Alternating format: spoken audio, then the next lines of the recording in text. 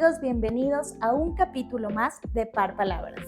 El día de hoy tenemos el honor de contar con una persona muy querida aquí en nuestra comunidad. Hoy vamos a estar compartiendo un poco más con el padre Rubén Darío, párroco de aquí de Amaguaña, y vamos a conocer un poquito más sobre su vida, su fe y algunas curiosidades que nos va a contar aquí en Par Palabras. Padre, bienvenido. Por favor, ¿cómo está? ¿Cómo se siente?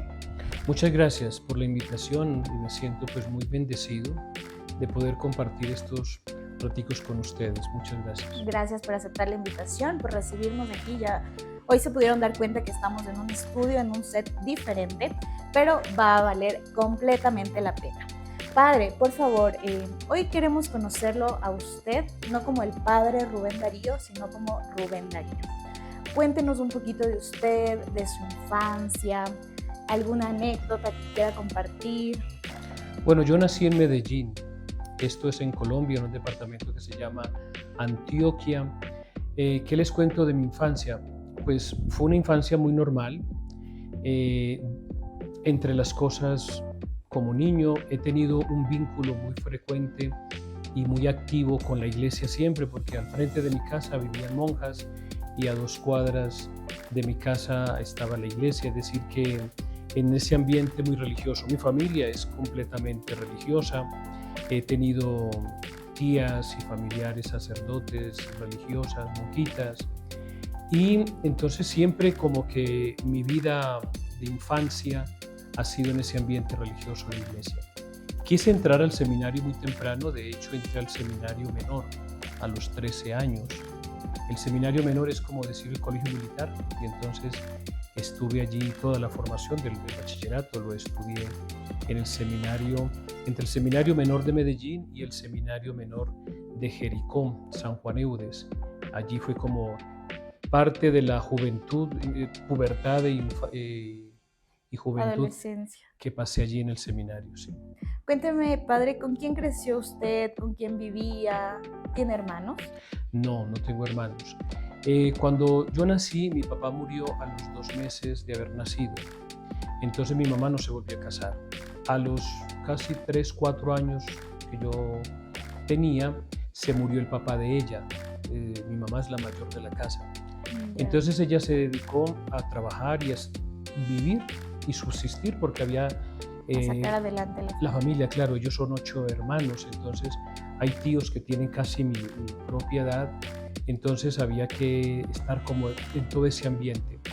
Y bueno, como mi mamá trabajaba, entonces como que la presencia materna era mi abuela, la mamá de mi mamá. Entonces yo me crié, fue con mi abuela, mi abuelo ya había muerto, entonces era como con los tíos. Eso eran como mi familia más inmediata, los hermanos de mi mamá. Cuéntenos, padre, aquí en confianza. ¿Usted era un niño tranquilo, alguien que se podía controlar? Dios ¿O más mío, bien le sacaba canas verdes a su abuelita o a su mamá? Mi pobre mi mamá, bendito sea Dios. Les cuento que cada año me matriculaban con condición. ¿Por qué? Eso era algo terrible, pobrecita, mi mamá sufrió bastante conmigo. Entonces cada año tenía que cambiarme de colegio, porque bueno, yo era un niño muy travieso, bueno, me escapaba del colegio, alguna vez le pegué a una profesora, me expulsaban, estuve 3 días botado del colegio por mal comportamiento. Yo era de la liga de patinaje del colegio. Y entonces... Un dato curioso, el padre sabe patinar. Sé patinar, sí, patinar y montar bicicleta. Entonces, en los patines, pues era normal uno cogerse de los buses y de los carros atrás para que se lo llevaran en el carro. Y entonces, en una competencia de esas que estábamos en una final, el Colegio San Francisco de Asís, que era mi colegio, con el Colegio de La Salle. Y entonces, en una de esas, patinando, se me partió todo este labio. Yo iba con el casco y toda la cosa, iba así, pero me caí. Entonces todo esto quedó colgando. Abierto. Entonces, bueno, al año siguiente, jugando básquet, le enterré todos estos dientes a un compañero aquí en la cabeza. Es decir que no he tenido así como que haya sido muy tranquilo, no. No, porque en la iglesia cuando usted da los sermones siempre comenta con los chicos del catecismo sus anécdotas, pero más bien uno creería que era alguien un poco más tranquilo, ¿no? Una anécdota tan loca como la que me acaba de contar no se ha mandado en el sermón. No, sí, sí, de vez en cuando se lo cuento. De hecho, creo que tengo por aquí una cicatriz donde cuando yo era monaguillo, llevando el cirial, iba conversando con otro monaguillo y por no poner atención, ¡pum!, me fui a un hueco. Entonces se me cayó el cirial aquí en la cabeza y tengo ahí la cicatriz. Pero no, he tenido una infancia así como medio turbulenta. Un poco loco. Padre, cuénteme tal vez alguna anécdota del coraje más grande que haya pasado su mamá con usted, con alguna cosa que haya hecho. Alguna retada, algo que le corrigió por algo que hizo. Bueno, mi mamá nunca me pegó. Por lo tanto, cuando mi mamá me decía Rubén Darío era porque las cosas estaban muy complicadas. Entonces sí, el problema mío era el colegio. Entonces cuando a ella le llamaban, entonces ella siempre me decía, Rubén Darío, tenemos que conversar. Yo recuerdo, estaba como en tercero o cuarto de básica y el problema había sido muy grave en el colegio. Creo que le había pegado a una profesora. Le pegué a una profesora por huir. Porque a mí me tocó la época donde... ¿Huir de qué? Porque es que los profesores le pegaban a uno en el colegio. A mí me pegaron en el colegio. Uy, ya. Entonces creo que ella me iba a agarrar del pelo o alguna cosa. Yo le di una patada y salí corriendo. Y cuando salí corriendo me encontré con el rector, que también le pegué. O sea, por huirle. Entonces, eso sin querer queriendo. Entonces se armó la de Troya. Entonces cuando llegó mi mamá al colegio, recuerdo que ella venía del trabajo. Entonces que Rubén Darío estaba expulsado del colegio 3 días. Entonces salimos. Entonces mi mamá me dice que si yo tengo hambre, claro. Digo, mami, vamos a comer. Digo, mami, ¿y vas a comer? Y ella me dice una frase que yo todavía la recuerdo. Rubén Darío, yo ya almorcé. Entonces le digo, mami, ¿ya almorzaste? Sí. Ya almorcé en el colegio con todo lo que me dieron de ti. Y eso me quedó ahí en la cabeza hasta ahorita. Lo recuerdo y sobre todo que fueron palabras que a mí me golpeó muchísimo. Que por mi comportamiento mi mamá, que no había almorzado, pues fue lo suficiente para quitarle el apetito a ella.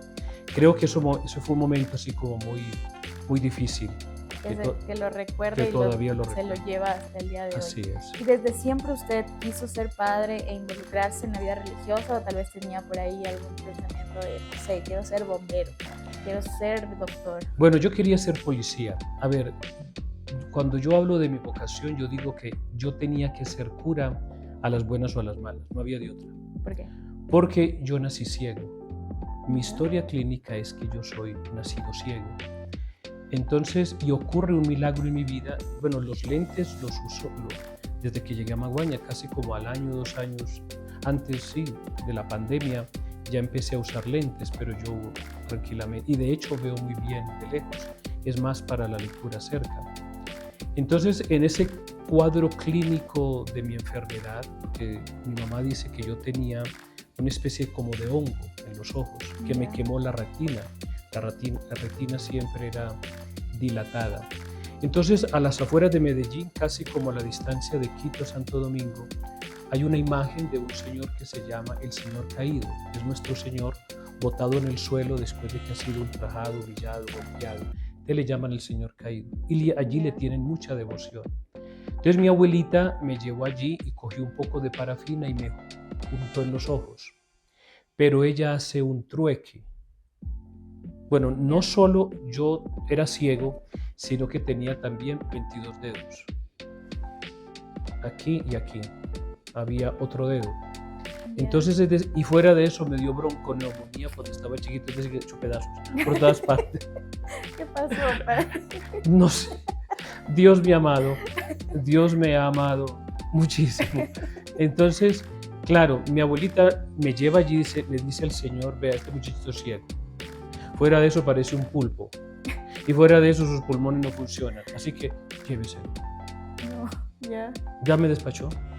Entonces mi mamá, con esa autoridad de la abuela y el temor de Dios, le dice al Señor, vea, no se lo lleve, es mi hijo.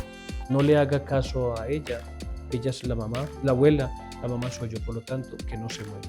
Pero mi abuela hace el trueque y le dice al Señor, pero usted puede curarlo y curarlo del todo. Así que yo se lo dono y hágalo sacerdote, pero cúrelo.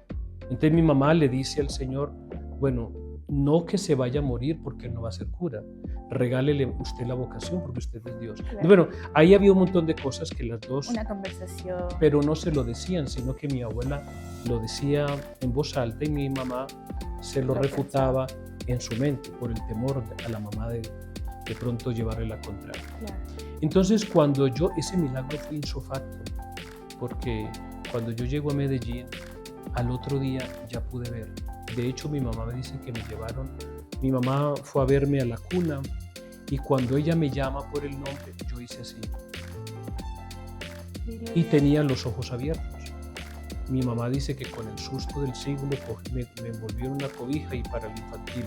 Y no hubo ninguna explicación médica. No, y cuando el médico me puso la linterna en los ojos, mi mamá dice que yo hice así.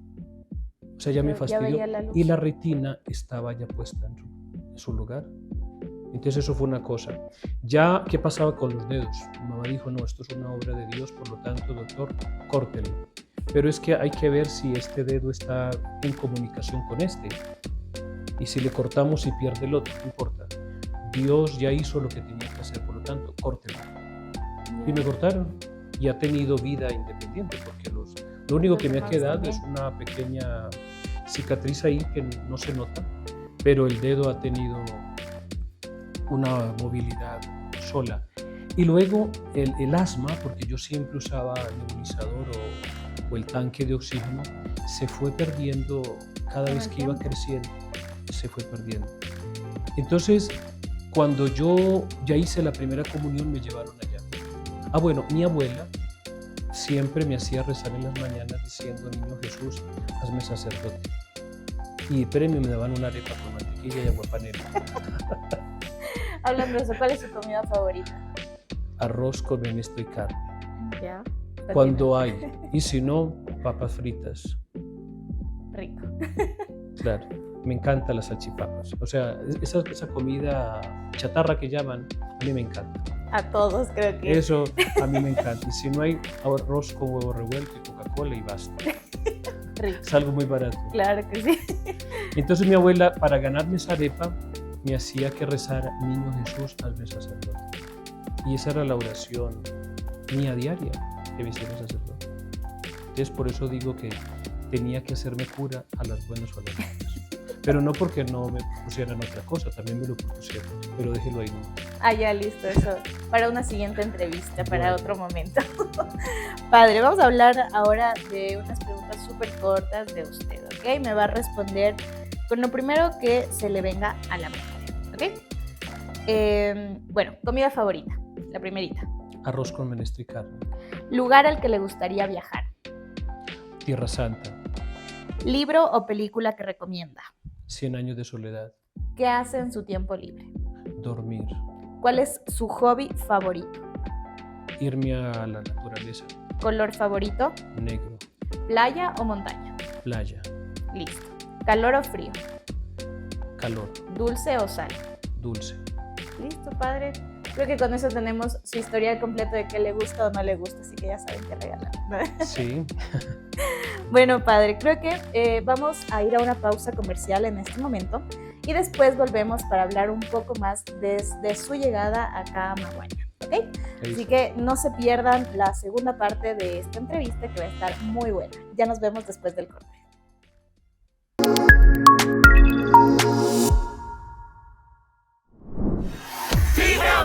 Fibra Max. Cada día somos más. Los fanáticos de la velocidad y el ahorro. Cada día somos Max. Los fanáticos de Fibra Max. Fibra Max, 500 megas de internet por fibra óptica con Super Wi-Fi 6 por solo $17.50 al mes más impuestos. Compara, haz cuentas y cámbiate ya. Llámanos 099-2020-600. Precio promocional, aplican condiciones. Cada día somos Max. Los fanáticos de Fibra Max.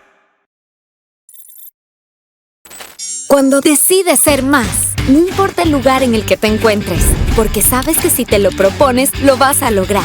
Por eso necesitas a tu lado a una universidad con experiencia, líder en educación en línea, que se adapte a ti y a tus habilidades, que te acompañe en todo momento desde diferentes puntos del país y del mundo. Cuando decides ser más, la UTPL te da el respaldo de más de 45,000 estudiantes que, como tú, quieren llegar más lejos. Decide ser más.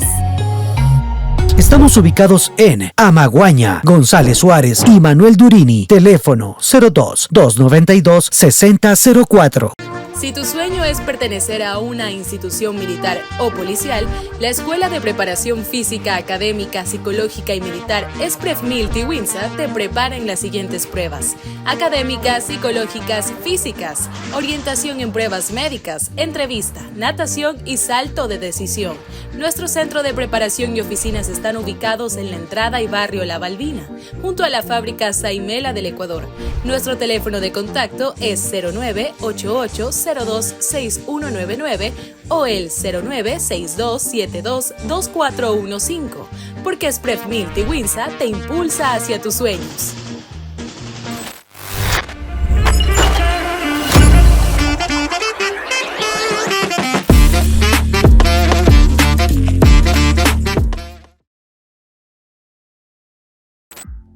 Continuamos con esta súper entretenida entrevista con el padre Rubén Darío, párroco de aquí de Amaguaña. Padre, cuénteme cómo se está sintiendo hasta el momento con esta entrevista.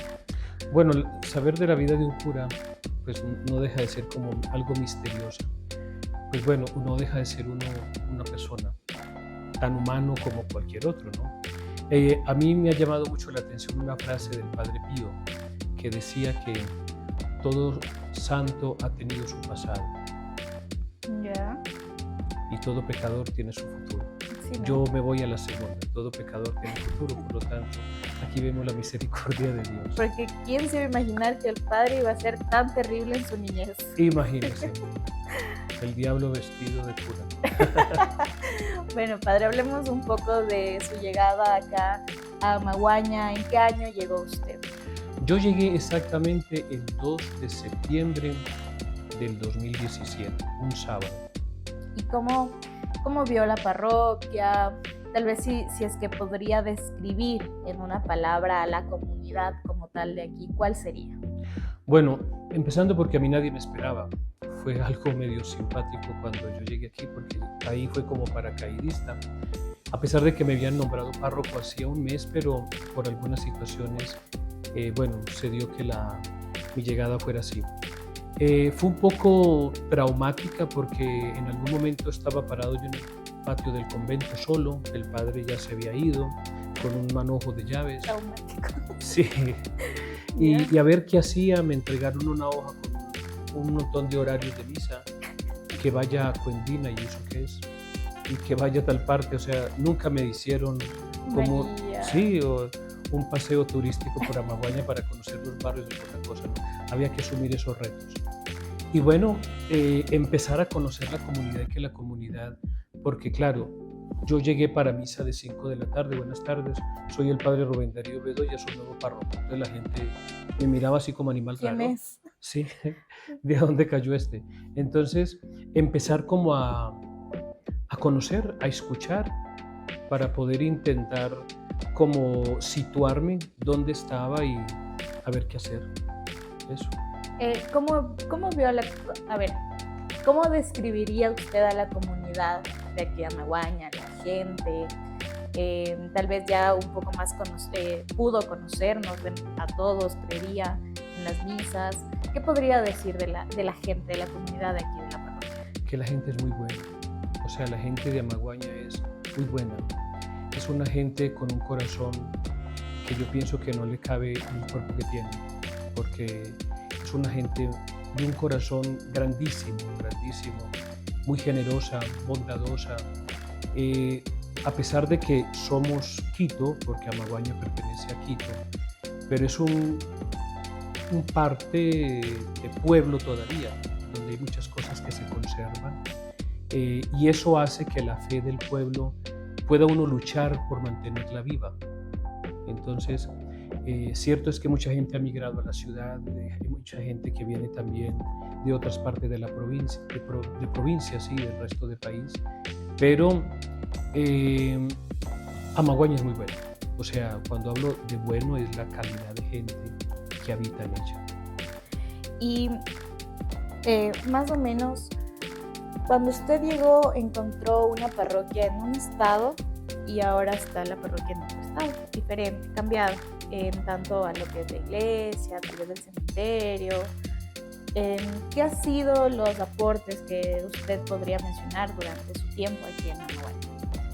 Bueno, sonaría como soberbia y que yo me estaría echando como las flores a sí mismo. No, pero perdón que le interrumpa, quiero comentarle también. Hemos preguntado tal vez a otras personas y la mayoría de gente aquí en la parroquia está muy agradecida por todo lo que usted ha aportado a la parroquia, a la comunidad como tal, en la parte religiosa, en la parte de fe. Yo lo voy a ser muy honesta desde mí personalmente. Antes de ir a misa era, tengo que ir a misa. Pero ahora, desde su llegada, vamos a misa. O sea, es muy entretenido, sus sermones diferentes a lo que comúnmente antes había. Bueno, yo soy profesor de escuela, por lo tanto, dentro de la pedagogía intento utilizar como mis sermones como si fuera una clase, donde tengo que hacerme entender y saber que allí hay niños, hay jóvenes, hay personas adultas. Entonces ese es el reto, porque en la misa, en la iglesia aquí de Amaguaña, cómodamente hay 600 personas y entonces tengo que hablarles, si fuera de eso, la gente que está de pie, y hacerle que todos me entiendan. Entonces, un sermón por sí es cansón. O sea, uno que esté hablando ahí 15 minutos y dele. Entonces, y la ceremonia como tal dura una hora o más, si es alguna celebración especial. Entonces, intento que mis sermones sean mi vida, porque cuando yo hablo, intento no contar mi vida, porque a veces también lo hago, pero son cosas que yo siento, que estoy viviendo, que he tenido experiencias durante esa semana, que la puedo tomar para contarle: esto me pasó esta semana en el colegio, esto me pasó esta semana con un estudiante, esto me pasó esta semana con un funeral que tuve aquí, miren esto. Entonces intento que la situación sea como más vivencial. Entonces eso ha hecho que de pronto la gente, no solamente de Amaguaña, sino de otros barrios que no son de Amaguaña, otras parroquias, incluso de Quito, de las parroquias donde yo he estado anteriormente, todavía sigan viniendo. Entonces se encuentran identificados. Les voy a contar algo que hace algún tiempo yo terminé la misa de 10 y vino un señor que yo no lo había visto. Y llega y me dice así como con cara de muy buenos amigos, y me dice: ¿usted ha hablado con mi mujer? Y le digo: ¿perdón? Que si usted ha hablado con mi esposa. Le digo: mire, ni sé quién es usted ni quién es su esposa. Es que durante todo el sermón usted me hacía así. Y todo lo que estaba diciendo era como que mi esposa me lo estaba mandando a decir. Y fuera de eso usted me amenazaba y me hacía. De hecho, ni sabía. O sea, primero, nunca conversé. Y segundo, pues que lo estuviera haciendo, o sea, no lo tengo. Pero lo que quiero decir es que a veces hay cosas como tan vivenciales, que sí he sentido que hay personas que dicen, o sea, eso es para mí. O sea, lo que está diciendo allá, total, me lo están mandando a decir a mí porque eso es para mí. Y lo afirmo. Ahora sí, padre, cuénteme cuáles han sido los aportes. No es tal vez por ser, yo hice esto, sino más bien para que la comunidad sepa, ¿no? Y también porque todos estamos muy agradecidos de su llegada acá a la parroquia. Voy a irme en contra. El año anterior vino el obispo para la misa de los difuntos, y recuerdo que alguien en el cementerio me detuvo y me dijo: oiga, usted, al que le dicen cura, quiero decirle algo, usted es el peor cura que ha venido a Amaguaña. Y le digo: bendito Dios. Porque uno en la vida siempre recuerda al mejor y al peor, y si me van a recordar como el peor, bendito Dios, porque siempre hay uno mejor. Y si me recuerdan como el peor, bendito. Pero me van a recordar. Que igual. Me van a recordar, díganlo por seguro. Y bendito sea Dios que me recuerde por eso. Es cierto es que contentar a alguien es muy difícil. Yo llevo 7 años aquí en Amaguaña y yo creo que yo nunca he negado el funeral a alguien. Incluso cuando le entregué al obispo el reporte de las personas que yo había enterrado gratis, se asustaba, porque cuando hay alguien que no tiene, todo es por medio del GAD. O cuando alguien no tiene, incluso la parroquia ha gestionado para comprarle incluso hasta el ataúd. Entonces, cuando alguien dice que es que yo me estoy lucrando del cementerio, bueno, de hecho algo tienen que hablar. Bendito sea Dios. ¿Pero qué? Bendito. San Juan Crisóstomo decía, a mí lo único que me preocupa es que no hablen. Que hablen mal, que hablen bien, no me interesa. Pero que no hablen, es que soy un incógnito. No está haciendo ahí sí No, nada. absolutamente. Que eso afecta, sí, bueno, de pronto puede afectar, o quizás a las personas que están en torno de uno. Porque tristemente, bueno, no creo que sea tristemente, cuando hablan de alguien que uno ama o quiere, es como que uno se siente ofendido. Entonces hay personas que sí se sienten ofendidas cuando hablan del Padre y toda la cosa. Pero yo puedo decir que entré en un cementerio. Cuando yo llegué, yo no tenía dónde enterrar muertos. Y si no estoy mal, ahorita entrego a la construcción del cementerio más de 1.500 nichos para servicio de la comunidad, donde no encontré uno. Entonces, ¿qué es que tengo que cobrar? Dígame que es gratis en esta vida. Y si yo no cobrara, no se hubiera podido hacer lo que se ha hecho. Pero que tengo el registro de personas que he enterrado gratis y que se ha hecho cosas, bueno, no tengo por qué decirlo. El Evangelio es claro cuando dice lo que hace tu mano derecha que no lo sepa tu izquierda, pero sí a veces como que quisiera gritar y decirle, tráigame a uno que yo le haya negado el funeral porque no ha tenido plata. Tráigame a uno. Y claro, eso también habla bien de usted y de su fe como tal, ¿no? Porque eso es parte de la religión, de Dios, de ser bueno. Sí, entonces bueno, esa es una parte del cementerio. Que no lo pude terminar, la obediencia ahora me lleva a otra parte, pero bueno, no pude terminar, pero sí ha avanzado muchísimo. Otra cosa, las bancas de la iglesia son hechas en cedro, muy pesadas, es decir, que no es una madera mala que se van a terminar. Claro, todo, de hecho, ya hay algunas que les han arrancado el cuero, pero no es porque han sido malas, sino porque La gente. la mano diabólica ha querido ya arrancar y rayar y toda la cosa. Pero es una obra, las bancas de la iglesia, en la misma iluminación, el sonido. Yo compré el sonido, los parlantes, micrófonos inalámbricos y todo eso. Es decir, que la inversión se ha hecho y está ahí. Recuperar ciertos espacios en algunas comunidades donde las capillas ya son de la parroquia, y bueno, tantas cositas que se dieron pasos muy grandes en tan poco tiempo. Porque si puedo decir, yo fui párroco de Amaguaña 7 años, pero literal fueron de 4, porque 3 años fueron la pandemia y toda la situación, Sí. todo eso que fue muy difícil, pero en 4 años yo hice algo que mis antecesores Se logró bastante. no hicieron por un montón de situaciones, pero que yo lo pude hacer. Cuidado, no solo, porque no fui solo. O sea, fue de apoyo de la comunidad. Yo solamente hice lo que tenía que hacer. Y teniendo en cuenta que soy el peor cura que ha llegado a Amaguaña, pero hice algo. Sí, y bueno, eso va a quedar para la parroquia, es algo que así usted pase, se vaya, no sé.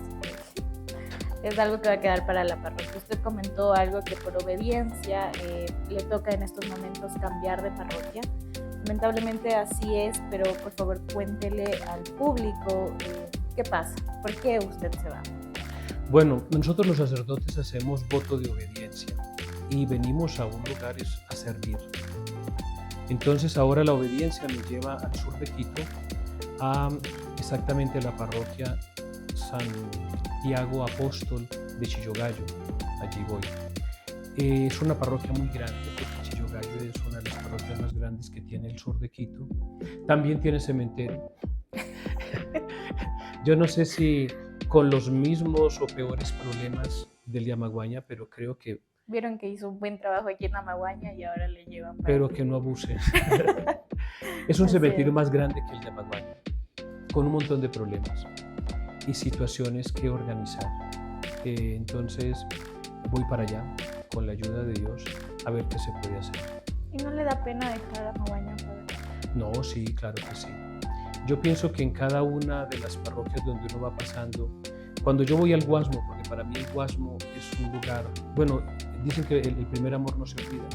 Entonces, el Guasmo para mí fue la primera parroquia como sacerdote. Y cuando yo voy al Guasmo, encontrarme con niños que ya ahora son adultos, que yo los bauticé, que fueron mis monaguillos y toda la cosa, no deja de ser siempre un golpe. Pero nos fortalece la fe y uno ve la fe en todo esto, ¿no? Estos días he estado reunido con el padre que viene para acá y con la comunidad también feligreses de Santiago Apóstol y Xillogallo que han venido a verme, a darme ya la bienvenida y todo esto, que da pena, claro, pero ante todo la obediencia. ¿Qué es lo que más extrañaría de aquí de Amaguaña? La tranquilidad. El convento tiene un silencio bonito, o sea, uno acostarse a descansar, pues no hay bulla alrededor. Entonces de pronto los buses que pasan a toda velocidad, pero no hay como bullicios y cosas de esto. Ni problemas, tal vez. En Sí, las calles. porque Amaguaña todavía sigue siendo un pueblo muy tranquilo. Es que voy a extrañar de pronto eso, ese silencio. El convento es muy amplio, por lo tanto los jardines y todo esto, pues de seguro que se va a extrañar. Y la gente, porque la calidad de la gente es eso, bastante grande. Salir a caminar por Amaguaña es demorarse. Saludando, echando bendiciones, que entre, que Padre sirvas esto. Y entonces, generalmente busco como las calles más solas para poder transitar, porque cuando voy caminando siempre me demoro. Eso se va a extrañar también. Yo puedo asegurar también que aquí le vamos a extrañar muchísimo. Como le digo, su llegada acá a mí personalmente me hizo cambiar la forma de asistir a misa, de escuchar un sermón, de escuchar lo que usted dice. Espero que el Padre que llegue y que Diosito quiera sea así de genial como usted, de entretenido, de divertido, de chévere. Y nada, Padre, muchísimos éxitos en su nueva parroquia. Y espero que también nos venga a visitar de vez en cuando. Cuando se pueda, claro que sí. Muchísimas gracias, Padre. Lamentablemente se acabó el tiempo de la entrevista. No sé si tal vez quiera decir algo al público que le está viendo. Pues nada, decirles, Dios les pague a todos. Gracias sobre todo por su paciencia, por la bondad. Estoy consciente de que todo cambio hace daño, pero yo vine a Amaguaña solamente para buscar el bien común, no el bien de unos cuantos. Y eso afectó, porque siempre cuando hay algún cambio, afecta a alguno. Pues yo no me cansaré de repetir lo que yo trabajo es para Dios, y es a Él a quien yo tengo que darle cuentas. Por lo tanto, ya le di cuentas y estoy satisfecho de que pude hacer algo. No pude hacer todo por el tiempo, pero que hice algo, lo hice. Y para gloria de Dios. Yo soy muy devoto de las almas del purgatorio y quiero decirle que cuando yo empecé el trabajo en el cementerio, fui y le dije a las almas del purgatorio, les dije, vea, aquí hay un montón de cosas que hacer. Solamente les voy a decir una cosa, si ustedes creen en mí, primero denme en plata y segundo, que la situación del pueblo se abaje un poquitico, porque la gente se va a alterar demasiado cuando yo empiece a mover y a tumbar y a hacer y todas las cosas. Así que si ustedes creen en mí, ayúdenme a hacerlo. Y si no, que el pueblo se levante y diga, basta, no haga nada y se acabó. Yo creo que ellas creyeron en mí. Ellas, las almas del purgatorio, porque yo les dije, yo quiero hacer algo por ustedes, por su casa, y que ustedes tengan un lugar digno. Y yo creo que ellas creyeron, porque si no hubiera sido por eso, el cementerio no se hubiera podido tocar. Por lo tanto, todo para gloria de Dios, para las almitas del purgatorio, que por si acaso recen siempre por ellas. Ellas necesitan siempre de nuestra oración y las almitas del purgatorio esperan siempre que nosotros hagamos algo por ellas. Gracias a las almas del purgatorio también tengo que agradecerles a ellas y a todos ustedes. Pues nada, que Dios los bendiga y que sigan siempre adelante y no se les olvide que el cielo se llama Amaguaña y allá tendremos que vernos un día todos, porque es la tierra donde nadie muere. Que así sea, Padre. Muchísimas gracias por esta entrevista, por el tiempo, por el momento que estuvo muy agradable, me sentí muy bien conversando con usted y muchísimas gracias también a ustedes por ver este capítulo de Par Palabras. No se pierdan el siguiente capítulo, nos vemos en una próxima.